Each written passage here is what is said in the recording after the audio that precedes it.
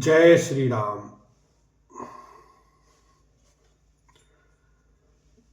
सुर प्रणाम कारी बार सही फूला, मुनि आशीष धुनि मंगल मूला। गान निशान कोलाहल भारी, प्रेम प्रमोद मगन नर नारी। देवता प्रणाम करके फूल बरसा रहे हैं, मंगलों की मूल मुनियों के आशीर्वादों की ध्वनि हो रही है। गानों और नगाड़ों के शब्द से बड़ा शोर मच रहा है। सभी नर नारी प्रेम और आनंद में मगन हैं। एहि विधि सिय मंडप ही आई, प्रमुदित शांति पढ़ई मुनि राई। तेहि अवसर कर विधि बहारू, दुह कुल गुरु सब कीन अचारू। इस प्रकार सीता जी मंडप में आई। मुनिराज बहुत ही आनंदित होकर शांति पाठ पढ़ रहे हैं। उस अवसर की सब रीति व्यवहार और कुलाचार दोनों कुलगुरुओं ने किए। आचारु करि गुर गौरी गणपति, मुदित विप्र पुजावहि। सुर प्रगति पूजा लेहि, देहि आशीष अति सुख पावहि। मधुपर्क मंगल द्रव्य जो जेहि, समय मुनि मन महु चहै। भरे कनक को पर कलश सो, तब लिए ही परिचारक रहे। कुलाचार करके गुरुजी प्रसन्न होकर गौरी जी, गणेश जी और ब्राह्मणों की पूजा कर रहे हैं, अथवा ब्राह्मणों के द्वारा गौरी और गणेश की पूजा करवा रहे हैं। देवता प्रकट होकर पूजा ग्रहण करते हैं, आशीर्वाद देते हैं और अत्यंत सुख पा रहे हैं।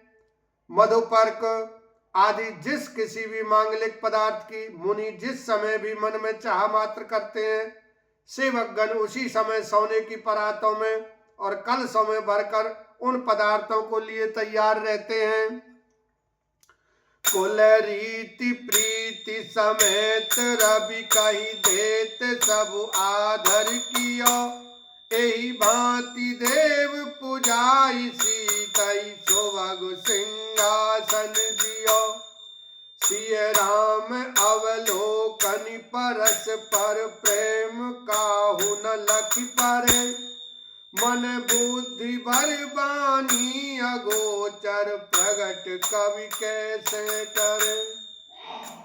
स्वयं सूर्य देव प्रेम सहित अपने कुल की सब रीतियां बता देते हैं और वे सब आदर पूर्वक की जा रही हैं। इस प्रकार देवताओं की पूजा करा के मुनियों ने सीता जी को सुंदर सिंहासन दिया। श्री सीता जी और श्री राम जी का आपस में एक दूसरे को देखना तथा उनका परस्पर का प्रेम किसी को लख नहीं पड़ रहा। जो बात श्रेष्ठ मन बुद्धि और वाणी से भी परे है, उसे कवि क्यों कर प्रकट करे। होम समय तनु धरी अनलो, अति सुख आहुति ले। विप्र वेश धरि वेद सब, कही विवाह विधि दे। लखन सिया राम, जय जय राम। हवन के समय अग्निदेव शरीर धारण करके बड़े ही सुख से आहुति ग्रहण करते हैं और सारे वेद ब्राह्मण का वेश धरकर विवाह की विधियां बताए देते हैं। जनक पाट महिषीय जग जानी, सिय मात किमि जाय बखानी। सुजस सुकृत सुख सुंदरताई, सब समेट विधि रची बनाई। जनक जी की जगत विख्यात पटरानी और सीता जी की माता का बखान तो हो ही कैसे सकता है। सुयस सुकृत पुण्य सुख और सुंदरता सबको बडोर कर विधाता ने उन्हें संवार कर तैयार किया है। समय जानी मुनि बरन बुलाई, सुनत सुहासिनी सादर ल्याई। जनक बाम दिसि सोहै सुनैना, हिमगिरि संग बनी जनुमैना। समय जानकर श्रेष्ठ मुनियों ने उनको बुलवाया। यह सुनते ही सुहागिनी स्त्रियां उन्हें आदर पूर्वक ले आईं। सुनैना जी जनक जी की पटरानी जनक जी की बाईं ओर ऐसी सो रही हैं मानो हिमाचल के साथ मैना जी शोभित हों। कनक कलश मणि को पर रूरे, सुचि सुगंध मंगल जल पूरे। निज कर मुदित राय अरु रानी, धरे राम के आगे आनी। पवित्र सुगंधित और मंगल जल से भरे सोने के कलश और मणियों की सुंदर परातें राजा और रानी ने आनंदित होकर अपने हाथों से लाकर श्री रामचंद्र जी के आगे रखी। पढ़हि वेद मुनि मंगल बानी, गगन सुमन झरि अवसर जानी। वर बिलोक दंपति अनुरागे, पाय पुनीत पखारन लागे। मुनि मंगलवाणी से वेद पढ़ रहे हैं। सुअवसर जानकर आकाश से फूलों की झड़ी लग गई है। दूल्हे को देखकर राजा रानी प्रेम मग्न हो गए और उनके पवित्र चरणों को पखारने लगे। लागे पखारन पाए पंकज, प्रेम तन पुलकावली। नव गगन गान निशान, जय धुनि उमगी जन चहु दिस चली। जे पद सरोज मनोज, आरि और सर सदैव विराजहि। जे सकृत सुमिरत विमलता, मन सकल कलिमल भाजहि। वे श्री राम जी के चरण कमलों को पखारने लगे। प्रेम से उनके शरीर में पुलकावली छा रही है। आकाश और नगर में होने वाली गान नगाड़े और जय जयकार की ध्वनि मानो चारों दिशाओं में उमड़ चली।